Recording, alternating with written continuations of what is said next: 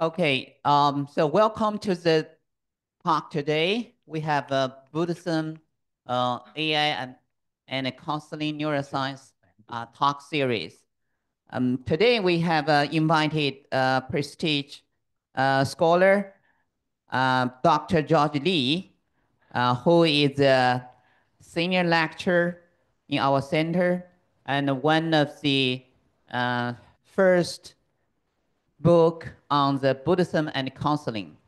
And he has published a series of two books.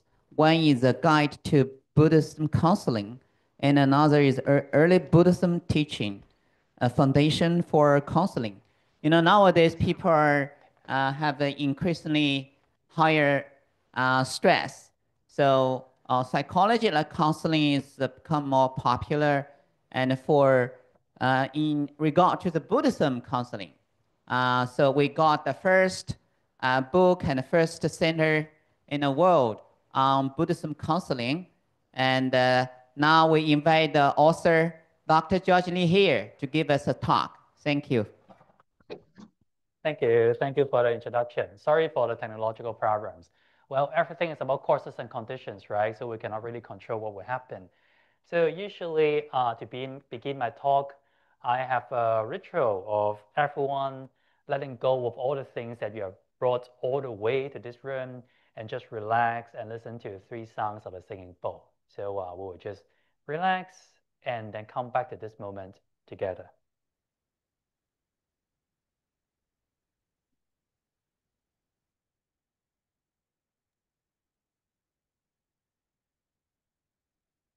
Tomboy, where are you?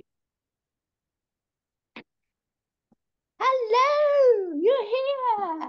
Tomboy, you're feeling better.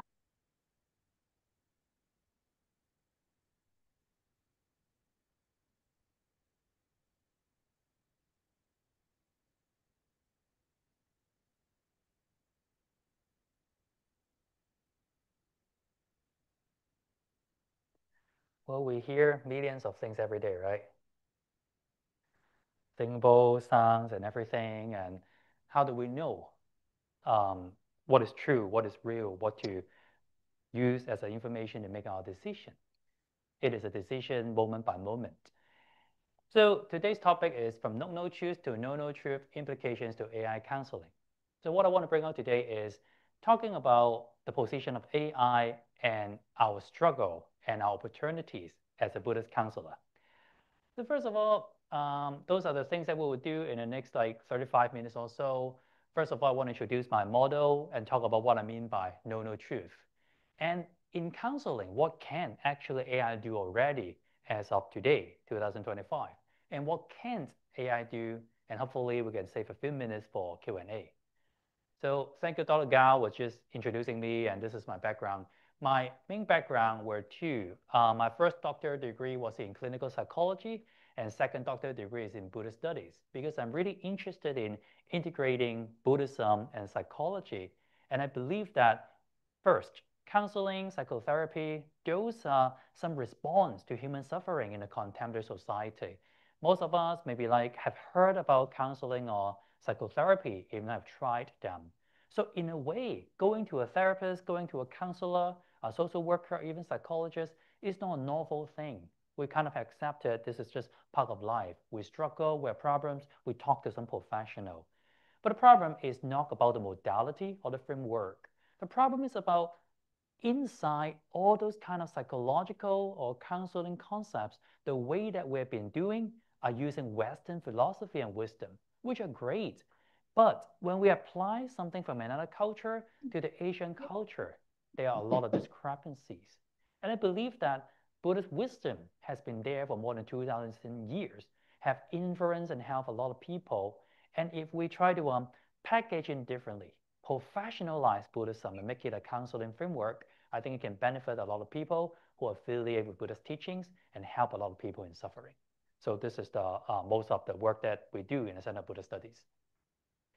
So what does it mean by no truth? I mean, like if you have listened to my talk, you know that the model I use is no truth. So no truth was actually from a mistake. There was a time that we were trying to find topics for certain presentations, and then I don't know who, but then maybe the person was using some kind of voice recognition and no truth something, but then it comes no truth, from no truth to no truth, and I find it fascinating because if you have studied Buddhist wisdom, sometimes, of course, we will believe that there are certain kind of what we call ultimate truth, reaching nibbana, liberation from suffering. There are certain kind of things about human nature, bodhi nature, those kind of things. We say it as ultimate truth. But in a mundane world, the problem is not about that kind of truth. The problem is a lot about we are holding on to certain perspective, certain views, certain positions, and firmly believe that only this is true and all other things are wrong. But the problem is the world is getting a lot more complicated. Have you ever looked at something online, some social media apps like IG, 小红书, Facebook, and saw some pictures, see some videos, they look really realistic, and you don't think it's fake. But actually, it's all fabricated configurations. So if we hold on to what we see at this moment as reality too much, we may actually lose perspective. So there is necessary to develop certain kind of a healthy doubt, inquisitive doubt on things that we see, especially things that we have been believing in order to advance with the society. And I think part of that actually aligns with the Buddhist wisdom. The strongest belief that we have in life is to believe in the existence of this self, the concept of self. So one way that Buddhism talk about the origin of suffering or cause of suffering is actually atta, vada, upadana. The belief, vada is belief, atta is self, clinging onto emotional investment or clinging onto a sense or notion of self. So what does it mean? Have you ever thought about who you are? Have you ever doubted who you are? So say like if we all take a selfie now, we all take a selfie like that and send it back to you, who would you usually look at the first? Me? No, right? You would look at yourself. Because out of all the things there, we will identify that this is me, right? So for example, how many people have ever dated, have partners, have spouse? Okay, I know that we're just getting to know each other. Okay, how many of you have ever had a friend that has been in love, right? You kind of have, yeah? Okay. So if we have a partner, right? We have a boyfriend, girlfriend, husband or wife. Is it okay if your boyfriend, girlfriend, husband or wife just go out and date other people? It's okay to go out with other people, have a date, or like message other people. Is it okay? No, right? Why? Because we believe that they belong to us. What it means by there's I, the concept of I is that things are under control, things makes me happy, and that thing do not change, just like romantic love. When people get married, they buy a diamond ring, right? What does diamond ring symbolize? It doesn't change. It will be forever. It belongs to me. Our relationship will make me happy. All those kind of things. That's why diamonds are so expensive, because the existence of diamond violate all the Buddhist wisdom. It violate like anicca, anatta, right? Dukkha. The essence of that is that the Buddha taught us not just believe in all the things that we have formulated in long time ago. We try to have an open eye to form direct experience, like the Kalama Sutta. You remember the Buddha talk about we need to examine things directly. The knowledge, all other things, those are good references, but it all comes back to, do we actually know and see the nature of things? Do I really exist the same way that I think? Do I have to exist the same way that I think? Every time when we suffer, part of that is we go back to our subjective level and believe that things should be this way, others should be the other way, and others should relate to me in a particular way. That's what makes us suffer. And if we don't cling on to that so much, do not believe firmly and rigidly into our existence, then we will have less suffering. We are more okay with how things they are, just like in nature. Just like if a PowerPoint pointer doesn't work, you don't get frustrated, right? You just know, oh, just part of the nature, right? So you just go gently and see what happens, right? Okay. Okay. Well, and then let me introduce a little bit of what we mean by Buddhist counseling. We have a Master in Buddhist Counseling course, have been going on for 8 years, and I'm a program chair now. And this is what I see as human nature. So first of all, Buddhist counseling, like you see a lot of words, the most important thing is the cultivation of mind, meaning that when I see a client, I'm thinking about, is there any way that I can help him or her cultivate the mind better, to be more stable, to see things more clearly, to get more insights, and then to make better decisions in life that leads to less suffering of oneself and other people. This is basically it. And what we do is that when we do counseling, we need to assume what would be the cause of suffering of people. And I say that the clinging to the notion of self is the suffering. So if I can help them ease or let go of the clinging to the notion of self, that they will have less suffering. That's why the goal is the mind cultivation. And the intervention I use is called the note, know, and choose. So in order to understand clinging to self notion, I made a very complicated diagram to explain to you. Well, forgive me, like I said multiple times. We scholar, one of the way that we make prestige and money is to make simple things more complicated, right? So they will look very good. And then when people don't understand, they will assume that, must be very profound. That's why I don't understand, right? Okay, so I make a diagram to you to kind of explain what I understand as human nature from the Buddhist perspective, and then I will make it more easier to understand. So first of all, Buddhism believes that all the things in life is dependent co-arising, meaning that all the things in life are just based on different causes and conditions. They don't have intrinsic meaning until you perceive them and get it into your system. So basically, when it gets into our system, we have two things. First configurations. So meaning that based on our past experiences, we will label something.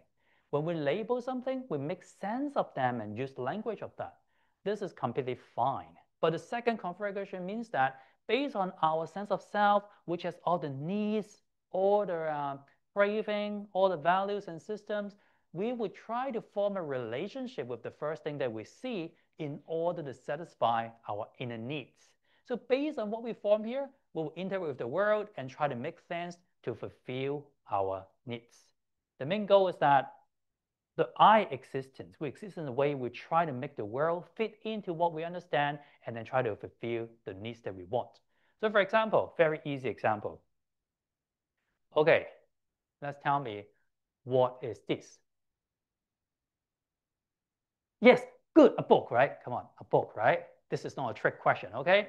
This is a book, okay? You guys get it, right? Everyone, like you guys are very educated, right? So you know this is a book, right? So we know that this is a book based on our past experiences. We have learned from our past that things look like that. Oh, with the paper, with the shape, this is a book. This is called first configurations. So when I say this is a book, and this is the best Buddhist counseling book ever, then I'm stepping into the second configurations.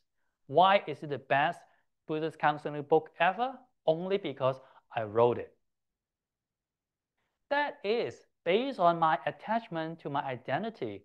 I want to formulate, configure certain things to fulfill my egoistic needs. For all the things in life, basically, they go on into these processes. We make sense of what it is, and we try to make it something that can fulfill our needs. And when that happens, suffering comes from most of the time, the reality do not fit in with our needs. There will be situations that, people say, oh, this is trash. When I play mahjong, I just buy it and put it under the table to fix it. Or like, oh, this is the worst writing I've ever seen. Or like, too expensive, too hard, the words are too small, I don't like it. All those kind of things will be violating the second configuration. I cannot cling on to the pride of this book, which makes me suffer. So in Buddhism, second configurations will be the problem. And what happened is that forming the sense of I. Do you guys know this actor? Okay, very good, very good. Every time when we're in the second configuration, Jin Chengwu, okay, Kim Cheng-Mo, okay? I know that many of you are very young, so FIFA, do you know him? Oh, very good. Like FIFA knows, then it doesn't explain anything. So the thing is clinging to the self notion. When I believe I'm this person, I want things to fit in my way, it will give people, maybe it will give a chance to suffering to arise. So when I think about this is I, not this is exactly I, but most of the time we want to portray certain kind of image that we hold on to. I'm good, I'm happy, I'm good looking, or even I'm bad or something that we kind of fixate certain kind of concept that we have. The thing is, most of the time we are too much holding on to this is my perspective. This is just me. Have you ever loved someone before? Yes. Usually when we start loving someone, this is from all the egoistic investment into, a little bit more towards the non-self, more compassionate, thinking about other people's feeling, from I to we. So most of the time, if you're just too much into yourself, there will be more suffering. When you have a togetherness, a we, then you are getting further away from just holding on to who you are, and then there will be less suffering. But would that be okay? After we are enough, are we all happily ever after? Of course, no, or else why would you be here, right? Why would you listen to a talk on Buddhism and AI? Of course, we are not happy. And love sometimes actually gives us more suffering than just by ourselves, right? So here's the problem, because like two persons who are deluded getting together would just give more suffering. So the Buddhism says that just I and we are not enough. There would be something called non-I, non-attachment or detachment. So what is a non-I view? One of them is that think about, okay, this is I, the person that I see, but third person is actually all the scenes, all the memories, all the thinking, like watching a movie. So I have distance to watching it. That would be another step further away from attachment to self. But a more ultimate level of the non-I is that all our thoughts, all our memory, all our problem is just playing a scene, playing a movie without any audiences. So in human suffering, let me summarize. I said that a core course is how we hold on to the self-notion. When we have a subject, we will see all our thoughts, all our emotions, all our memories as realistic. We believe in them, we hold on to them because I am real. All those kind of thoughts are real. If we believe in this way, that means that we'll be we'll be enslaved by our thoughts. Have you ever had situations that you didn't do something so well, you keep blaming yourself?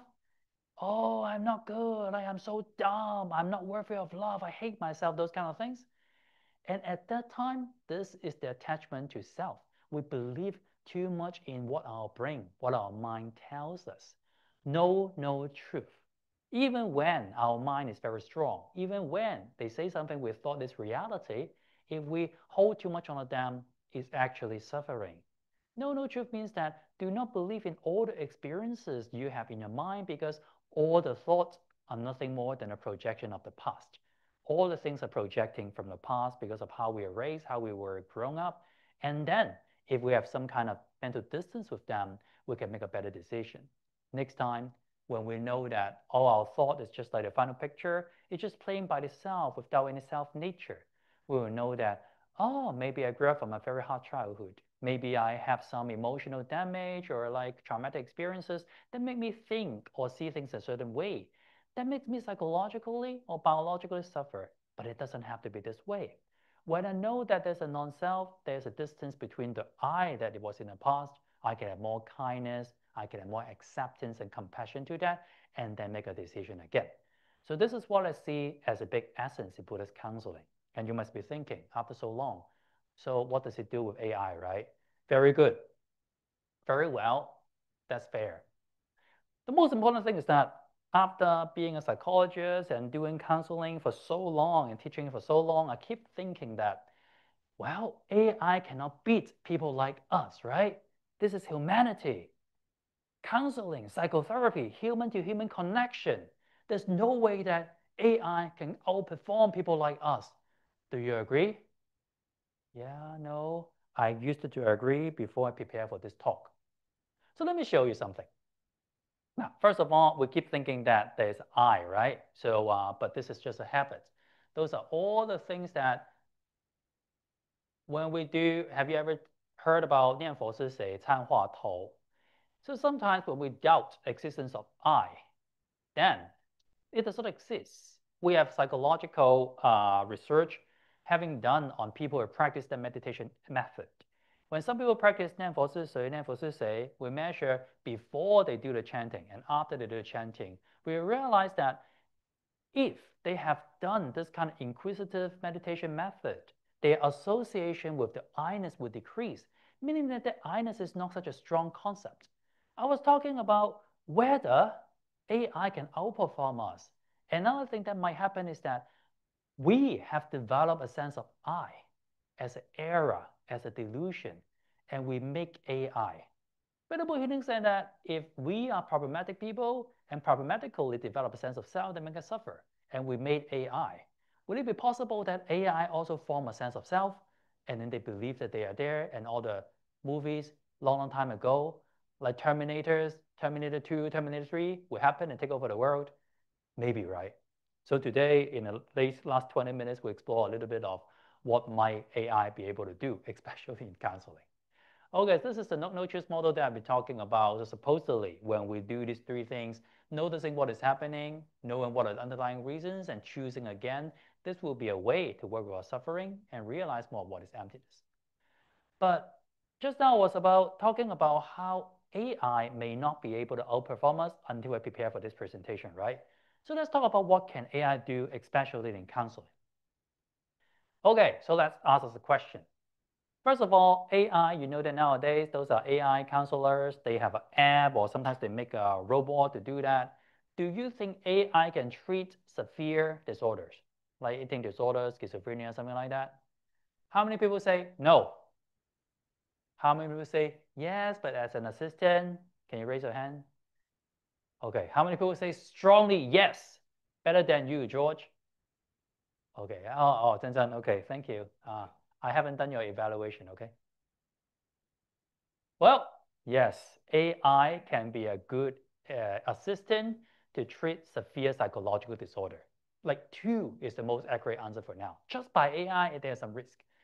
Recent research suggested that people with eating disorder, actually with the AI developed by experts, they can actually do pretty well in teaching people good foundations in how to work with their body and choose more mindfully in eating. So basically, AI has been a very strong assistant to professionals in treating severe mental health disorder, which is pretty scary, right? Then would I be out of job? Yeah. So with expert-guided development as a facilitation for therapy, AI can do pretty well. Okay, what about this? What about making diagnosis? Diagnosis like PTSD, depression, anxiety. How accurate can AI do diagnosis? We all know that they can do it, right? How many people say 1? 70%? 80%? 90%? 95%? Why? Okay, to be honest, it depends on the disorder itself. All those can be true, but really depends on what kind of technology AI uses and the nature of the disorder. For example, we found that if we use different genetic biomarkers like genetic, heart rate, brain scan, they can cover up to 85 or 93% depending on what you use. For example, like schizophrenia, we know that in our ventricles, in our brain scan, schizophrenia have a lot of signs that tell people this is an organic disorder. So AI can do very well. But for more like amorphous emotional disorder like depression, AI can drop to like 72%. So it's a range. But basically, most of the research we have read, nothing less than 70%.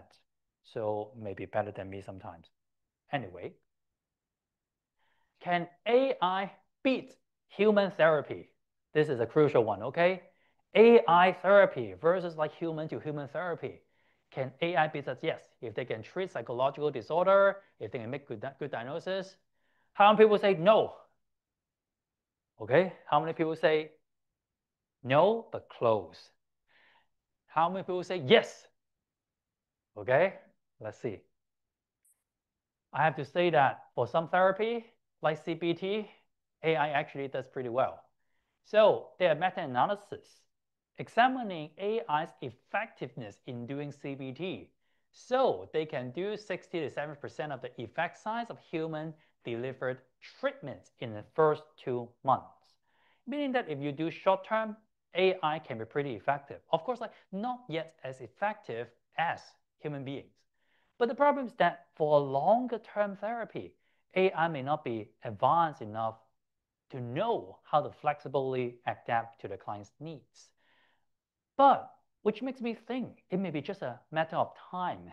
Maybe when time progresses, when they have more logic, when they have more experiences, well, many of us are out of business.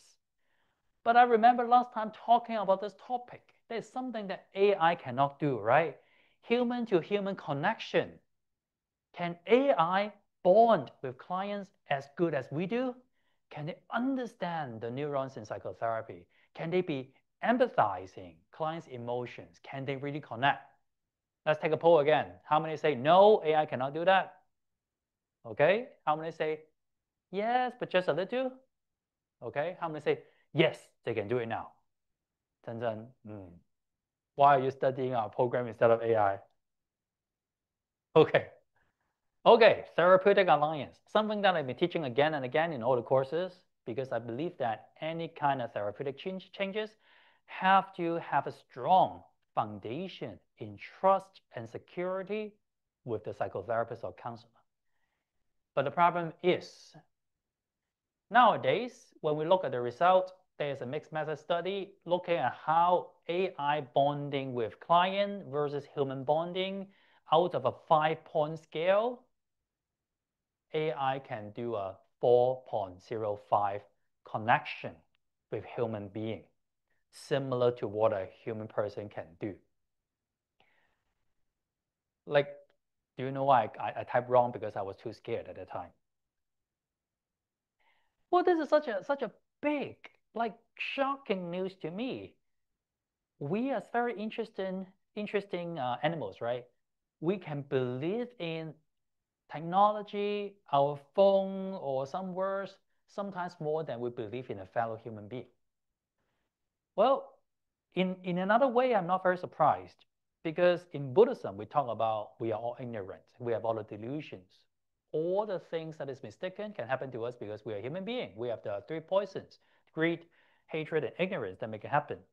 On the other hand, a very famous psychoanalytic, psychodynamic school is object relations. Object relations states a very important thing, that all of us only see ourselves as a subject. All other things in the world, including people or other objects, are just things to satisfy our egoistic needs.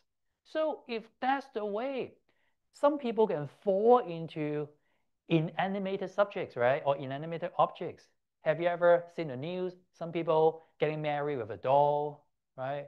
Or that sometimes, well, if you're a sad friend, they would trust their online counselor more than they trust you. But sometimes it may be, but the thing is, I'm no surprise that when the time advances, we may actually, or some of us may actually believe in robots, AI, and computers more than the rest of us. So, have you ever seen like AI therapy? Let me show you. Just a minute. So I'm saying that I'm giving a talk on AI. It's about your upcoming talk on AI and Buddhist counseling, George. Yes, I am. Those feelings of doubt and fear of disappointing others can be really challenging to navigate. Yes, it is. Can you share more about what specifically is making you feel unsure? I guess I have very high expectations on myself, and I am not sure if I can meet them. Having high expectations for yourself can really add pressure, especially in situations like this. Yes. It's understandable to feel uncertain when you're aiming for a certain standard. What do you think those expectations say about what you value in your work or performance? So they can actually go deeper, right? They can actually explore some deeper issues. I'm not saying they're doing very good, but it's not bad actually. If you're just by yourself, chatting with people, kind of like a self-reflection. And there are many types of AI counselor now. Some are very good. When I'm preparing for this talk, I actually try one. The voice is very natural, and one thing that I use the same prompt. I don't know what to do to talk about AI and counseling, something like that. And that AI said, well, why don't you try to think about what is a good presentation? Is it to please other people, or just humbly, genuinely share what you know? If you just focus on the sharing, maybe you will be less stressed. I actually think that is pretty wise, right? So I'm thinking, wow, okay, we may be out of business. Like those three are new students to our program. I'm thinking like if that's the case, it's okay. We'll find some way out. And yeah, don't worry, don't worry. But maybe we'll out of our business soon.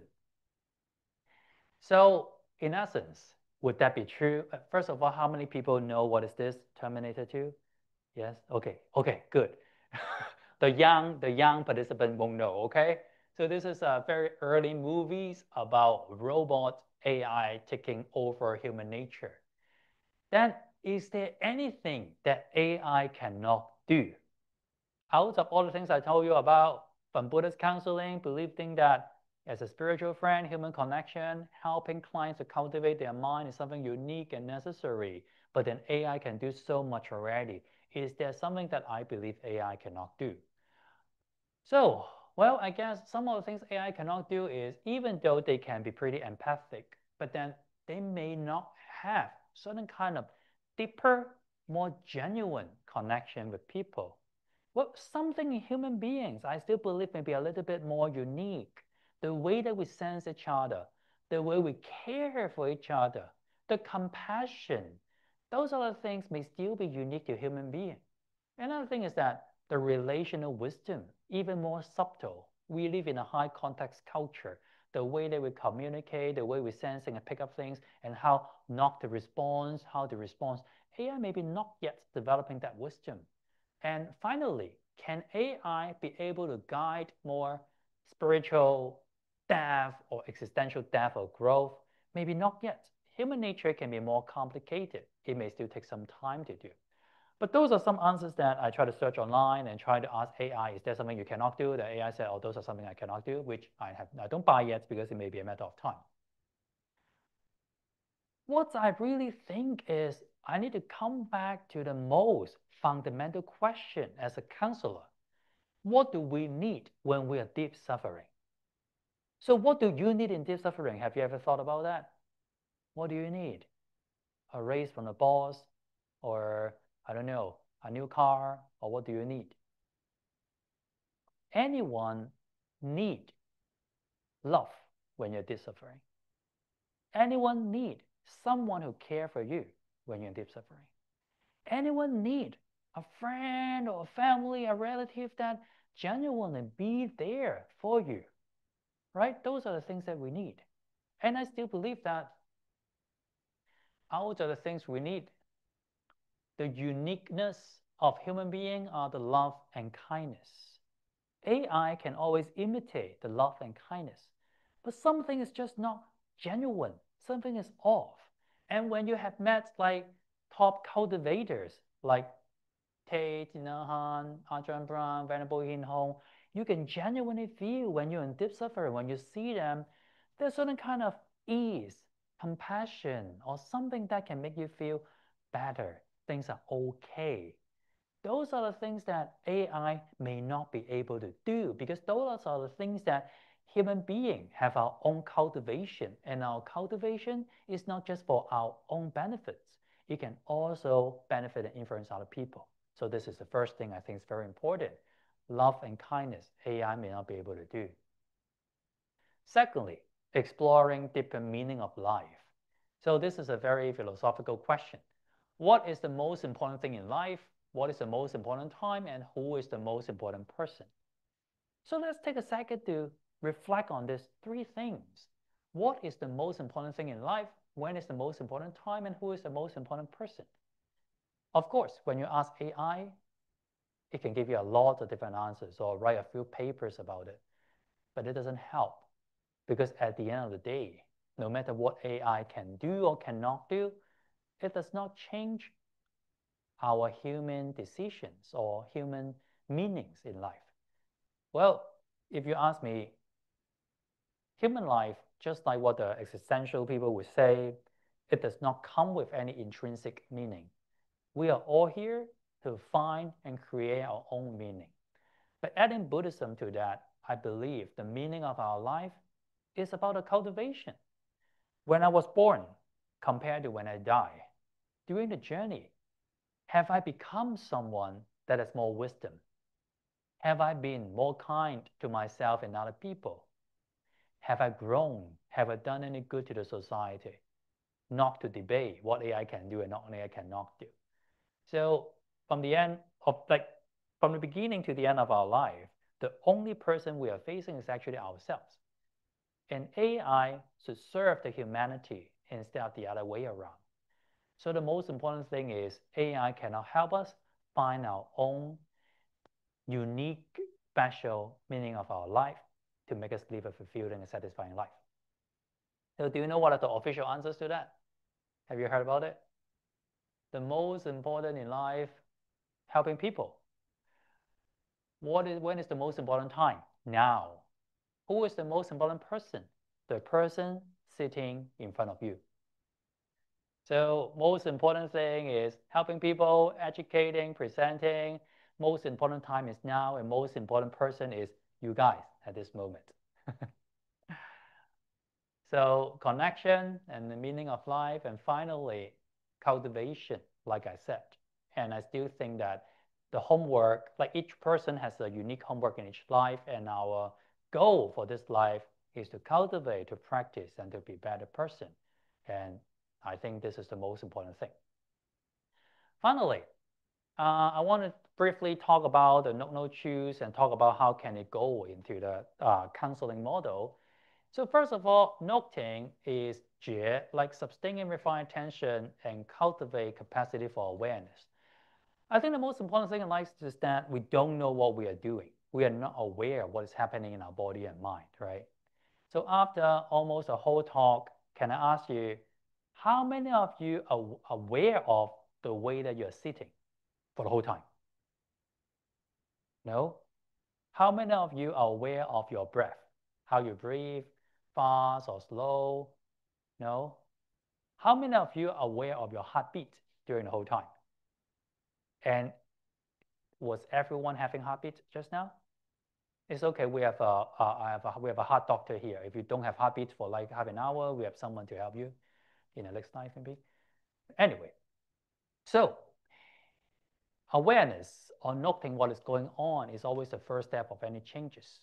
When I ask the question of like AI counseling, what can AI do, what I can do, those are based on fear. Those are based on fear of will we be outperformed, will we be replaced, will we be no longer needed. That comes to a more deeper question, our existential crisis. Are we being threatened? Who am I and what can I do and what can I cannot do? So when we notice a fear, we can notice how is a fearful mind and body is like. When we are able to sense a fear, we can look deeper into what is it.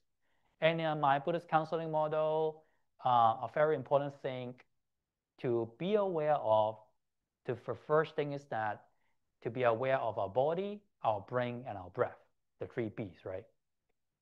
To be aware of them, one of the important things is to find a balance of our body and mind. We cannot actually generate wisdom when we are too agitated, when we are too angry, or when we are too depressed. Our mind, from our body to our mind, has to come to be a certain balance. Just like when you see a lot of ripples, a lot of waves in the water, you cannot see through what is inside. But when we are able to meditate, to sustain our attention on something more neutral, more wholesome, our mind will be pacified, and then we can see through what is down there. So the first thing in Buddhist counseling is to calm our mind, to know that all those kind of questions are maybe based on my fear, and I can calm it to see more clearly the nature of the fear. And those are the skills that if you're interested, like those books will have some answers. If you don't want to buy it, I can borrow to you, it's okay. Just like, you know how like being an academic, you use a lot of time, write a lot of books and publications, and realize at the end of the day, not so many people will read them, so that you try to be a teacher, you teach a course and force the student to buy the books, right? This is what we do. So it's okay if you don't want to buy it. And this is called passive aggressive, okay? Anyway, after your mind gets settled and become more pacified, become more calm and become more tamed, it means that it has a strong capacity to investigate, to observe itself and observe what are certain kind of underlying deep-rooted reasons or securities or fear that drive our decisions. So know is to know and see the causes of suffering through observations. A very important thing in Buddhism, I don't think AI can fully understand, is that observation. Of course, AI can do a lot of different observations, but AI may not be able to understand when our mind is fully pacified, the wisdom that we gain by observing the nature of things. Those are for the ultimate truth. When we're able to observe impermanence, anicca, and anatta, dukkha, so that's the time of understanding true nature and reach nibbana. So those are very deep wisdom that AI cannot do. So this is one of the ways that I try to conceptualize how we actually do so many things to engage in suffering. So first of all, we are born into this world with the tanha, with the craving. We have a lot of energy that we don't want to feel like we don't exist. So the energy craving for certain kind of existence will come into the world and try to glue onto things. We will glue onto or emotionally invest onto our body, our mind, relationship, or all kind of concepts. Every time when we emotionally invest into those things, our identity becomes solidified and believe that, oh, this is I. When you have the I-ness, you have the, oh, this is I, then this is you, this is the world. We form all sort of expectations. And reality will never disappoint us, but always disappoint us. Do you think so? Reality will never disappoint us, but always disappoint us. So when that happens, when we have a fixed identity, we'll expect reality to fit us in a certain way. But then there will be always time of discrepancy between expectations and reality and cause suffering. Having suffering is not the worst thing. But most of the time, we don't accept the suffering. We keep doing a lot of things to fight with the suffering. And then it ends up suffering a lot more. So let me give you a short example. Usually in this kind of course or this kind of presentation, we don't talk about you, okay? We don't talk about I. We talk about you. I have a friend with some problems, right? Have you ever met any friend who have a rough childhood, did not get enough recognition, love from at least one of the parents, and they use the rest of their life trying hard to prove themselves, to prove their worth and getting love from people? Yeah, we have friends like that, right? Yeah. So some people say if you have a rough childhood, maybe you need to use the whole life to heal for that. So the thing is just like this. When we were born, when we were early, we form our sense of self from how other people treat us and internalize and consolidate. This is the I. And remember, some people may come from a more happy background, some people less happy background, but they end up the same. We just want to create something that we can hold on to. Sometimes it can be miserable, very unworthy, very sad, but we feel like when we hold on to something, it feels better than holding on to nothing.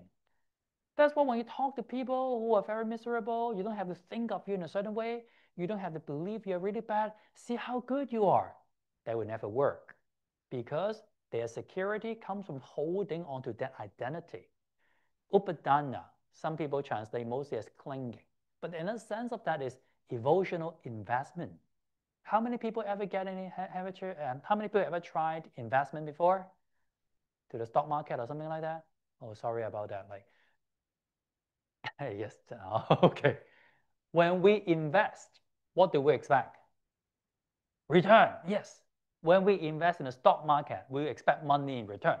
When we invest in the self-identity, we expect what in return? Existence, security, love, right? We are all holding onto a sense of self for certain kind of reasons that we don't want to let go. Let go is very difficult because we would believe that if we let go, I have nothing. I will be lonely. It will be so horrible. So that's why the final part is about choosing what to do. The clinging to self notion is always just a temporary experience. Every moment is different. So every moment we can make a new choice. This will be the choice or xing. So we know that usually when we go on to different cycle, there will be a strong yearning for different things. Love, recognition, we feel like we don't deserve that, we don't get that, we overachieve, and we experience rejection, and then, we blame ourselves, blame our people, work harder, and then we will save again, and feel that this is the only way to feel safe, and we overachieve again and again, again and again. This is the samsara. You don't need to die to experience samsara. We have it right here. So in order to choose, meaning that can we find some choice points when I attach to myself or before I attach to myself? Can I take some mindful breath? Can I take a walk? Can I validate myself? Can I do some exercises? Can I show myself some loving kindness so that I don't go into the same pattern again and again? And every time, every day, every moment, there's always a new decision. Okay, so those are the skills of choose. So finally, let me summarize. Sorry that it cut off something. From no choose to no truth in the AI counseling, the best decision is the one that minimizes suffering for oneself and other moment to moment. So this is the essence of truth. So if you are interested in those books, you can scan the QR code and go buy them. If you don't want to, I totally understand, but I just want to say something very important, okay? How many people have a sleeping problem, have a friend have sleeping problem? Yeah, maybe, right? So buying one of the books can help with the sleeping problems, okay? If you cannot sleep, read one of them, and there will be two things that happen. You either fall asleep or you learn about Buddhist counseling. That will be a win-win situation. So this is about some humor that AI cannot understand. And thank you very much for your time. This is my talk, so thank you. So I saved some time for Q&A. Is there any questions?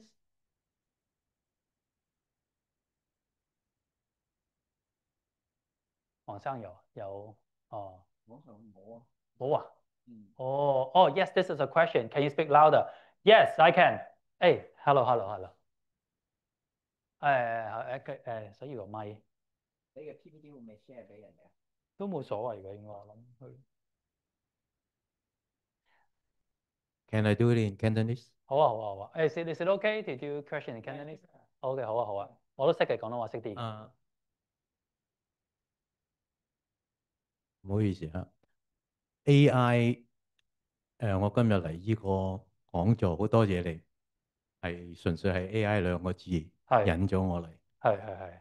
我想問一個問題啫，因為 counseling 咧就通常都唔會做一次嘅。係。Counseling is not just done once. So okay for you? How does AI evaluate his own counseling effect? Usually for the apps and programs I've seen, AI do not automatically evaluate itself. Usually they would implement certain kind of protocol to evaluate. So there are different ways. The easiest way would be having some questionnaires for the participants, for the clients, maybe pre and post or after every session to track whether certain kind of scores like depression, anxiety will go down. But there are more advanced techniques. Many times people will use AI with more like biomarkers like heart rate, heart variability, or brain scan or different things, so that they use those kind of data to evaluate the effectiveness. But if you just do an online, especially free AI therapist, usually they would not do that. And there's another way that I've not seen that much, but one of the research I participated in the past is to use our linguistics to gauge whether our emotionality is changing. Most of the time when we express ourselves, we have to rely on language. And there's certain language would usually symbolize different kind of emotional well-being. So by doing an analysis of the words, maybe we can also have some kind of assessment of whether they will be better or not. So my following up question is, who is going to justify the effectiveness of the AI counseling? Who is going to justify? Well, no truth. Who is going to justify is the question. What is actually improvement? Evaluation means that something is getting better. Just this is a huge debate in psychology for years. In the old times, if you study psychology, like clinical psychology, even social work, have you heard about lobotomy? In the old times, people with schizophrenia, psychotic symptoms, there was a guy, a psychologist, or like a physician, I forgot. He developed certain kind of intrusive technique that puts something through your nose to your brain and destroys something in your prefrontal cortex, and realizes that people with psychotic symptoms will be better and improved. And he won, I think he won a Nobel Prize for that. So for his perspective, the evaluation, he justified that reduction of clinical symptoms means they're doing better. After years of struggle, clinical psychology is still pretty symptoms focused. But then from the emergence of positive psychology and things like Buddhism, we will say that it's not just this. In Buddhism, we don't really care so much about objective measurement. We care about our direct experience of really being with your body and mind to know that whether you have less suffering or not. And we are the only one who truly know the answer. Our training is to train our mind to be more clear, more stable, more wise, so that we know that what we are doing is actually working. And then we have less suffering until the end of the liberation of suffering. So, no truth. Who justified evaluation? You tell me. Is that okay? Okay. So one more question online. Okay, yes. Why? Yes, OK。AI 助理不但聰明又人性化啦，溫婉討喜。喂，那我都唔錯啊，係咪啊？I'm pretty smart and 人性化 too。為什麼？佢講而家4.5就越嚟越聰明，跟住你係即係似個人啦。咁點啊？研究警告 ，AI 帶給你快樂短暫只有半小時，超過更孤獨。OpenAI 讓人感覺，哇！呢係咪賣緊廣告咧？你覺得 ？Is that a commercial? Okay. The world may not be what we think. Why we have AI? We want things to be faster, more efficient. Maybe we want to prove that we can do more. But does that bring us happiness? What is true happiness? This is the question. It's not about doing AI, not doing AI. It's not about like whether AI can replace us or not. But then the meaning of life has a more important agenda, which is to understand what can bring us true and sustainable happiness in our life. You can be Buddhist or not Buddhist, it doesn't matter. But this is a question that all human beings need to answer, or else we'll just be wasting our time pursuing things, chasing things that we don't need, and thought that we are happy, but end up in suffering. So many times that we are happy in our concepts, not happy in reality. Have anyone ever tried that? Oh, when I get that money, when I get that promotion, when I get a degree, when I date that boy or girl, I will be happy. But end up, we are not that happy or even suffering more than we thought. It's because we don't get to know the true nature of our mind. So AI should be a facilitation for us to learn about ourselves, for us to learn about the nature of our mind, instead of, I don't know, thinking that, oh, are they able to make us happy or replace people? So doing a commercials in a talk cannot make you happy, but cultivation can make you happier. Okay, yeah, any other things? Again, thank you very much for this talk. And I know that like some people have different expectations for the talk, but I do want to bring out the essence of, in this world, we will not be able to take away AI from what will happen. But don't forget humanity, connection with people, connection with ourselves, and find out your true happiness. And I wish you all well and happy. Thank you. 好啦 ，OK 啦，係啊，好。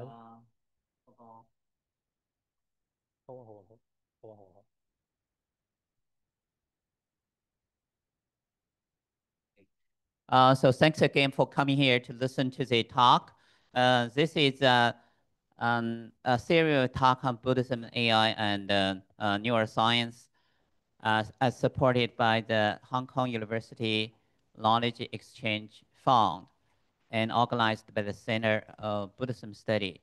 So we also have a talk next month, but should be in near our Center of Buddhism Study. We have art technology laboratory in the Faculty of Arts. You know, Center of Buddhism Study actually belongs to the art faculty.